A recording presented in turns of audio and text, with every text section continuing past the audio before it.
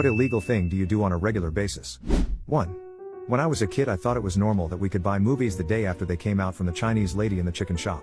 I didn't realize it was a crime until middle school, when I told someone my grandma had Avatar on DVD and they said that was impossible since the movie was still in theaters.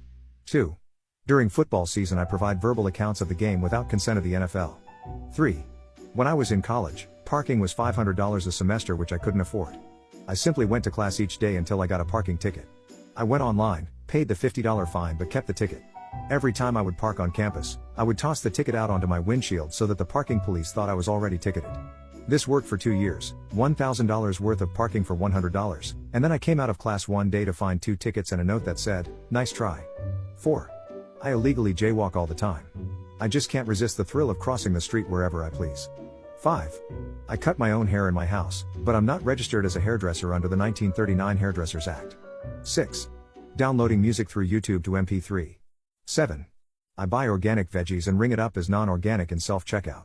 8. In The Sims, I use cheat codes like Kaching or Rosebud to avoid financial struggles for my family or character. 9. Hiding snacks in my jacket at the movies. 10.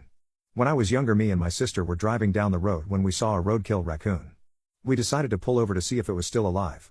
It wasn't, but it had a baby raccoon trying to cuddle up to it. We felt bad and took him in. He lived with us for about 14 years until he passed away. Apparently it's illegal to own a raccoon without a license, but raccoons only live for around 3 years in the wild, so I like to think we gave him a pretty good life for an orphan raccoon, regardless of it being illegal. We live in a small town and regularly took him on walks to the park and stuff. He loved people and sat on my shoulder while I was on a 4th of July parade float. R.I.P. Bandit. 11. I don't always come to a complete stop at a stop sign. 12. In '94 I had an '87 Toyota Celica in black. It was a really nice car when I bought it, but it had a missing hubcap. Not knowing where to get a replacement, I stole a hubcap from another Celica in my neighborhood. I was dumb and 17 years old.